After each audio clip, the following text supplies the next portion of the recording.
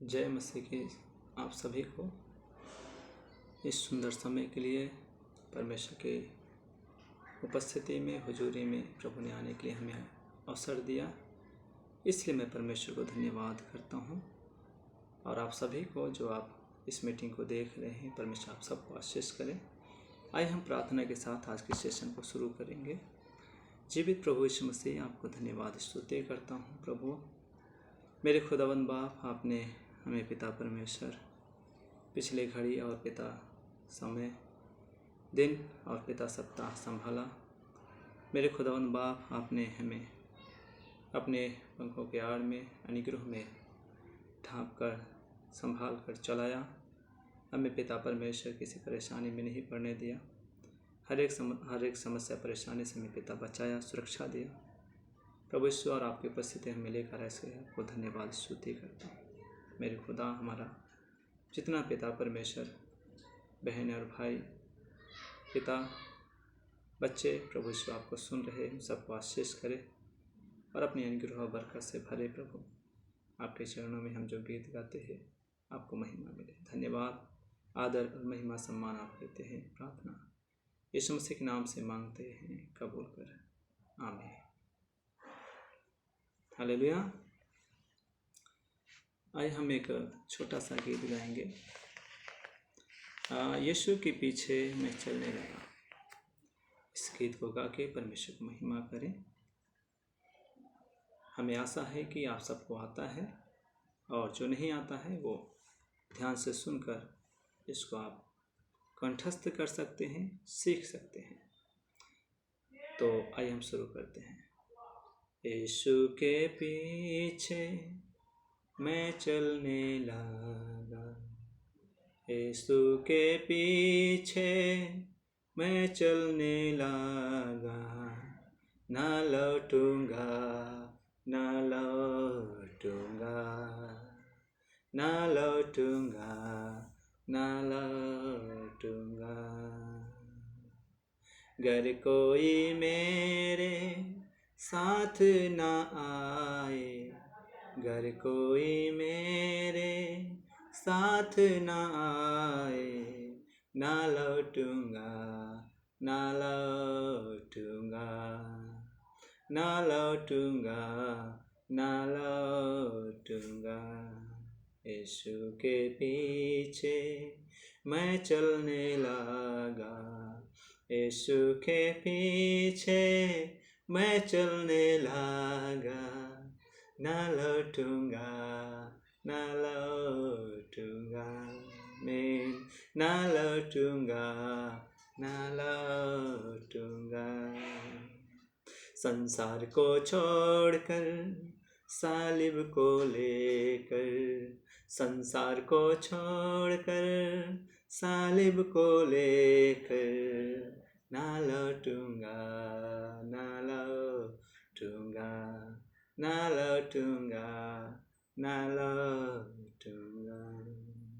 यीशु के पीछे मैं चलने लगा, यीशु के पीछे मैं चलने लगा, ना लौटूंगा, ना लौटूंगा, ना लौटूंगा, ना लौटूंगा। अगर मैं उसकी प्रतीक्षा करूं, अगर मैं उसकी प्रतीक्षा करूं, ताज पाऊंगा, ताज पाऊंगा, ताज पाऊंगा, ताज पाऊंगा। यीशु के पीछे मैं चलने लगा, यीशु के पीछे मैं चलने लगा, ना लौटूंगा, ना लौटूंगा, ना लौटूंगा, ना लौटूंगा, ना लौटूंगा, ना लौटूंगा। आमीन। Hallelujah, hallelujah, hallelujah. जीवित प्रभु परमेश्वर, आकाश और पृथ्वी के स्वामी, आपको धन्यवाद स्तुति करते हैं। प्रभु आपकी महिमा और तारीफ करते हैं, प्रशंसा करते हैं प्रभु। मेरे परमेश्वर पिता, आपके पीछे हालेलुया आने वाला प्रभु यीशु मसीह जब आपके पीछे चलते रहते हैं प्रभु, आपका गीत का गाने वाला कहते हैं हालेलुया कि वो ताज पाएगा। मेरे परमेश्वर पिता, संसार को छोड़ करके पिता, अर्थात प्रभु यीशु मसीह आपका वचन कहता है हालेलुया, जो संसार से प्रेम करते उसमें प्रभु का प्रेम नहीं है। पहले यूहन्ना की पुस्तक में हम पढ़ते हैं मेरे खुदा, मेरे प्रभु यीशु मसीह, हम जितने लोग सुन रहे हैं पिता हालेलुया, हम सब संसार से पिता परमेश्वर प्रेम रखने वाले नहीं, हम प्रभु से प्रेम रखने वाले हैं, क्योंकि हम मसीह पे विश्वास करते हैं, हर दिन प्रार्थना करते हैं, हर दिन वचन सुनते हैं, हर दिन पिता परमेश्वर हर सप्ताह कलीसिया में जाते हैं, उपवास प्रार्थना करते हैं। इसलिए हम पिता परमेश्वर संसार से अब अलग हैं मेरे खुदा। हमें आप ताज दे रहे हैं मेरे खुदा, हमें आप ताज देंगे, इसलिए हम आपको धन्यवाद देते हैं प्रभु। मेरे प्रभु, हमें आपका पिता परमेश्वर वचन की रहस्य को और भेदों को और समझने के लिए मदद कर। धन्यवाद प्रभु यीशु, जितने लोग हमें सुन रहे हैं सबको अनुग्रह करे पिता, और वचन सुनने के लिए हर एक के मन और हृदय को खोले पिता। कोई पिता परमेश्वर डिस्टर्ब है, कोई समस्या में है, परेशानी में, शरीर दुर्बलता में है, कष्ट में, पीड़ा में है, तो प्रभु आपको चंगा करे कि प्रभु यीशु मसीह आपकी नाम की महिमा हो जाए। वचन सुनते समय पिता हर एक के हृदय में शांति, आनंद और खुशी पिता परमेश्वर भर जाए। प्रार्थना करते हैं कोई पिता परमेश्वर शैतान के बंधन में है, छूट नहीं पाए, कोई बीमार में है तो चंगा होने पाए, क्योंकि तेरा वचन चंगा करने वाला वचन है प्रभु। हम आपसे पिता प्रार्थना करते हैं, आपके वचन की घोषणा करते प्रभु। आशीष का धन्यवाद, आदर महिमा देता हूँ, प्रार्थना यीशु मसीह के नाम से मांगता हूँ, कबूल कर स्वर्गीय पिता, आमीन आमीन। हालेलुया। आइए हम वचन का समय है, हम वचन सुनेंगे। आमीन। बाइबल का अध्याय मत्ती समाचार उसका 10 अध्याय 26 वचन से लेकर 31 वचन तक मैं पढ़ूंगा, उसके बाद हम इसकी व्याख्या को भी समझेंगे। आमीन। यहाँ लिखा है, इसलिए मनुष्यों से मत डरना, क्योंकि कुछ ढका नहीं जो खोला ना जाएगा, और न कुछ छिपा है जो जाना ना जाएगा।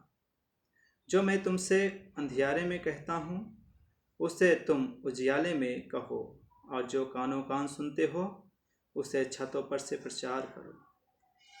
जो शरीर को घात करते हैं पर आत्मा को घात नहीं कर सकते, उनसे मत डरना, पर उसी से डरो जो आत्मा और शरीर दोनों को नरक में नष्ट कर सकता है। क्या पैसे में 2 गौरैये नहीं बिकती, तो भी तुम्हारे पिता की इच्छा के बिना उनमें से एक भी भूमि पर नहीं गिर सकती। तुम्हारे सिर के बाल भी सब गिने हुए हैं, इसलिए डरो नहीं, तुम बहुत गौरैयों से बढ़कर हो। आमीन। यहाँ पर प्रभु का वचन हमसे बातें करता है और कहता है कि आप बहुत गौरैयों से बढ़कर हैं। हालेलुया। तो यहाँ पर डरने की बातें हैं कि किससे डरना है। हालेलुया। किससे डरें। आमीन। डरना अच्छा है, लेकिन हालेलुया किससे डरना है वो हमें जानना बहुत ज़रूरी है। कई बार बहुत से लोग हैं बहुत सारी बातों से डरते हैं। हालेलुया। कोई बार अंधेरे से डरता है, तो कोई हालेलुया मनुष्य से डरता है। हालेलुया बहुत से लोग ऐसे भी हैं जो उजाले से भी डरते हैं। आमीन। गलत काम करने वाले उजाले से भी डरते हैं। आमीन। हालेलुया। लेकिन हमें किससे डरना है वो चीज़ हमें देखना है।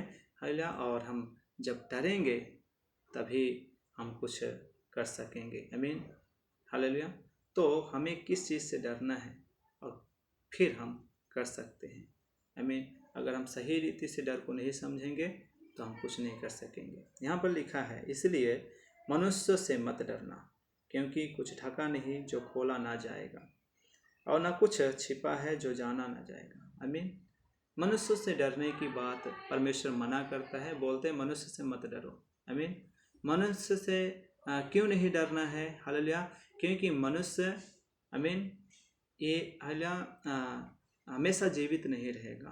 आमीन। चाहे उसका धन बढ़ जाए, चाहे वो कितनी भी शक्तिशाली हो, चाहे सामर्थ्य हो, चाहे कितना भी उसके अंदर बल हो जाए, चाहे कितना भी उसका 6 पैक हो जाए, चाहे 8 पैक हो जाए, चाहे 4 पैक, लेकिन वो कभी भी वो हालेलुया जिंदा अमर नहीं रहेगा। इसलिए उससे डरने की ज़रूरत नहीं है।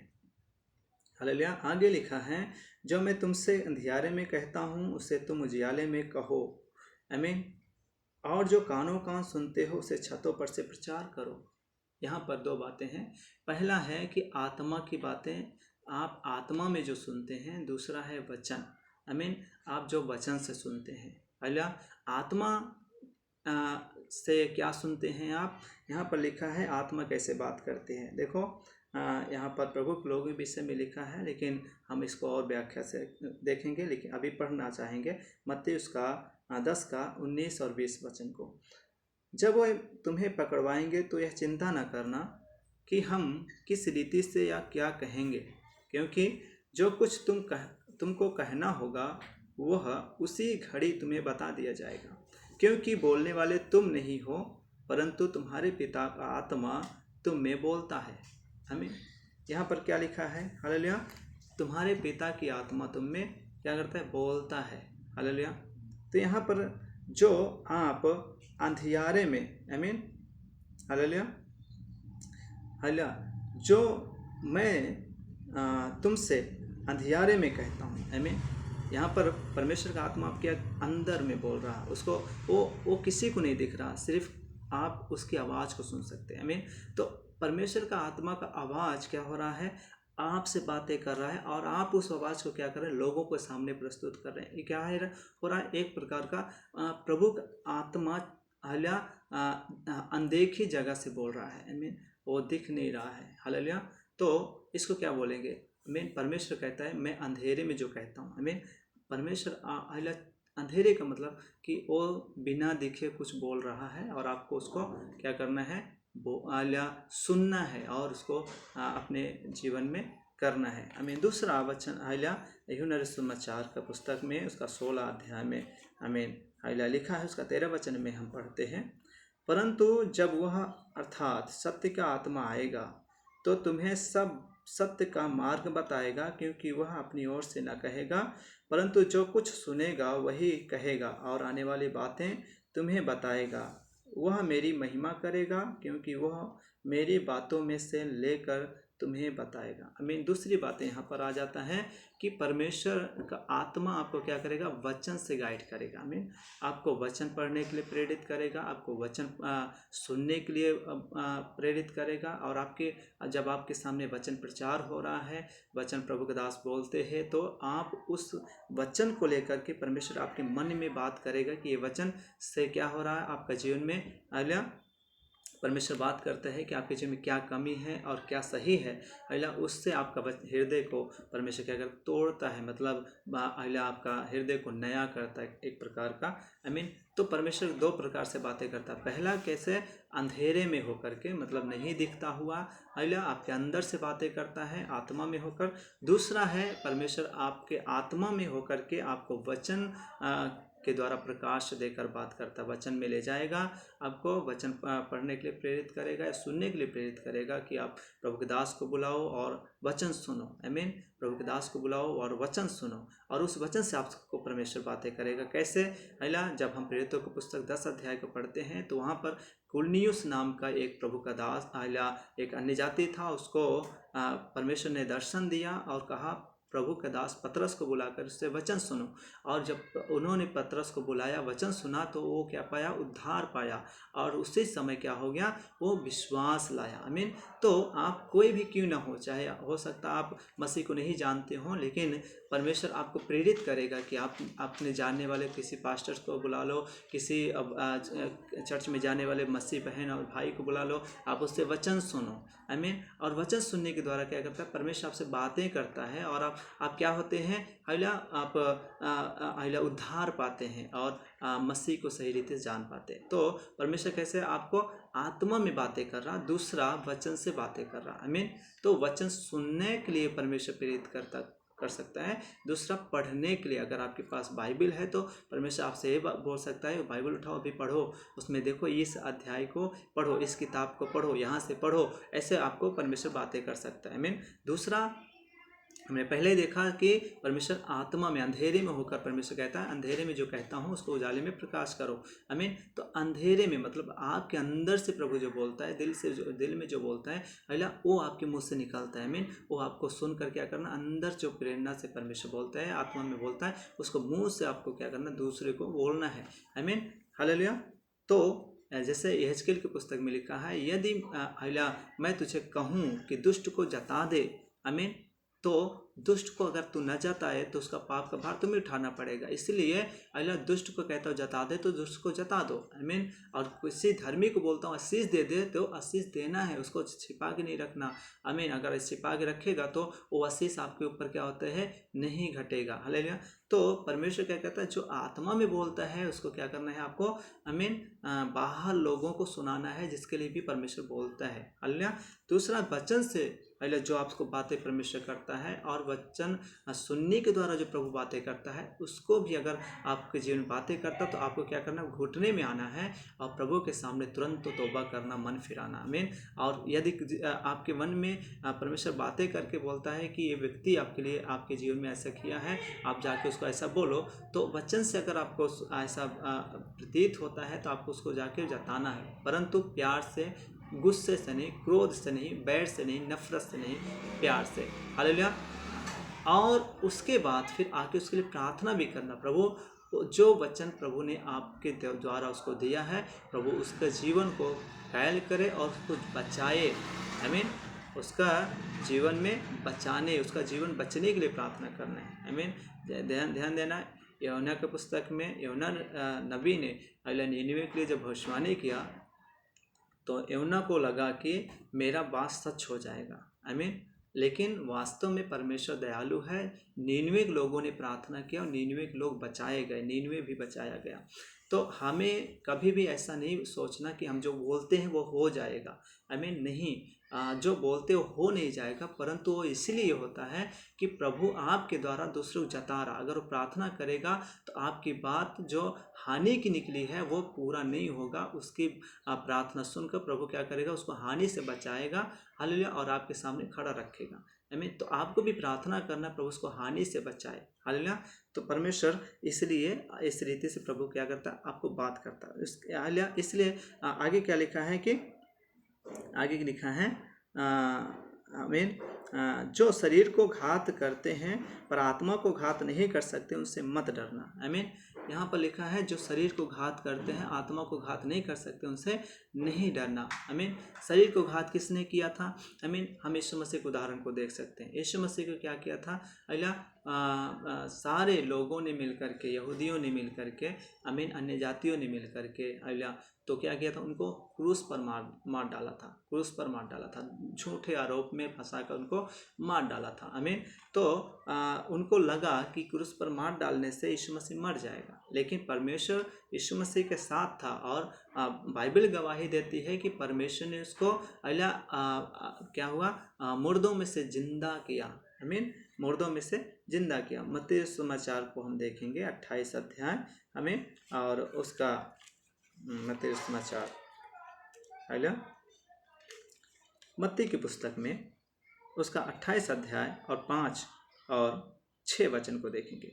स्वर्गदूत ने स्त्रियों से कहा, मत डरो, मैं जानता हूँ कि तुम यीशु को जो क्रूस पर चढ़ाया गया था ढूंढती हो।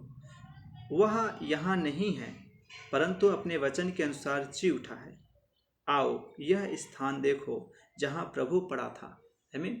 यहाँ पर क्या हुआ है, यीशु मसीह जिंदा हो चुका है, आमीन, हालेलुया। और वो स्थान खाली है, आमीन, वो स्थान खाली है। जब आप बाइबल पढ़ने वाले हैं तो आपको समझ में आएगा, और जो नहीं पढ़ने वाले आप पढ़कर आप इसमें देख सकते हैं कि हमारा द्वारा जो प्रभु आपको बात कर रहा है वो सच है या नहीं।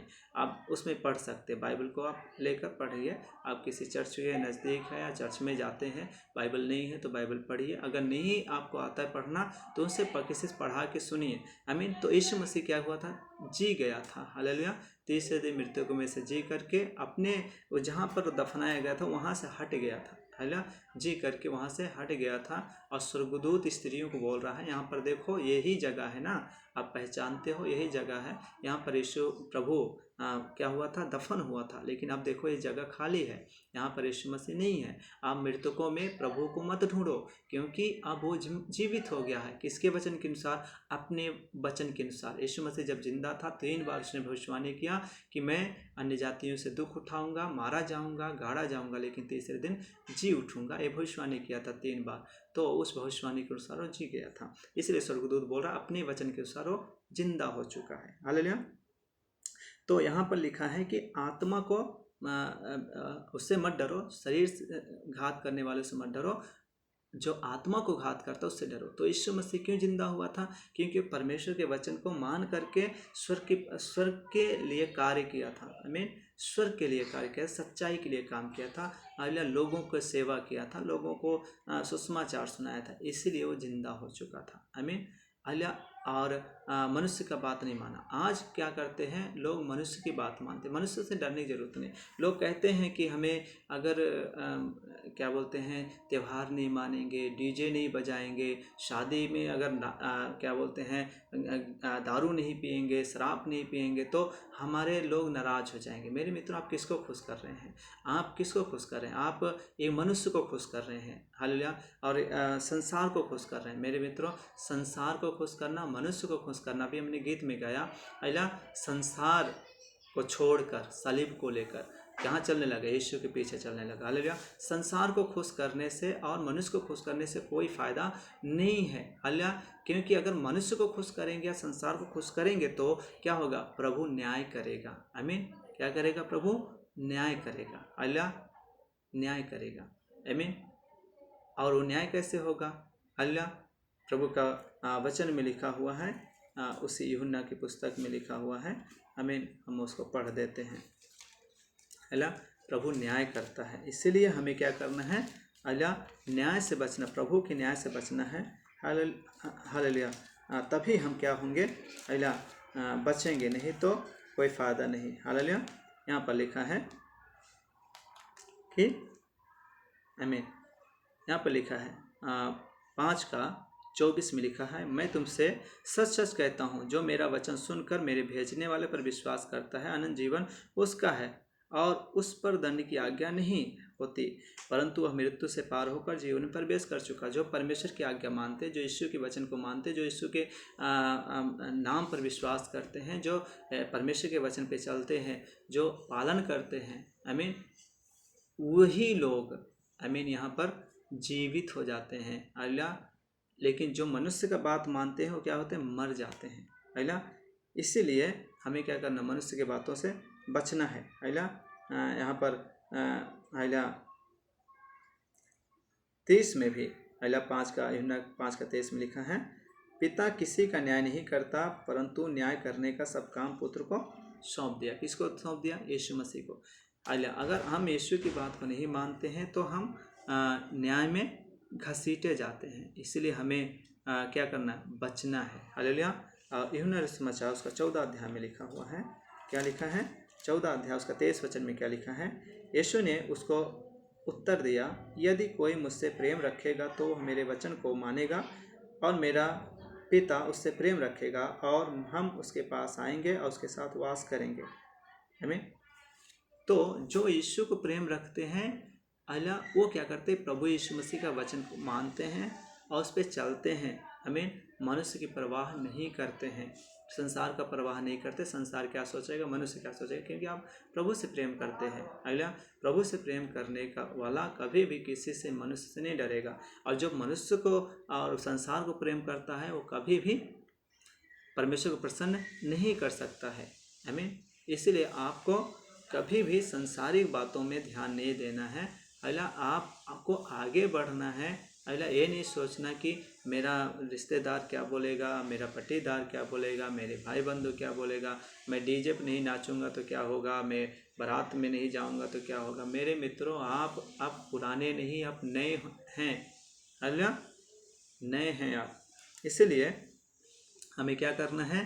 हालेलुया, इससे बचना है। आमीन। मनुष्य से नहीं डरना। हालेलुया।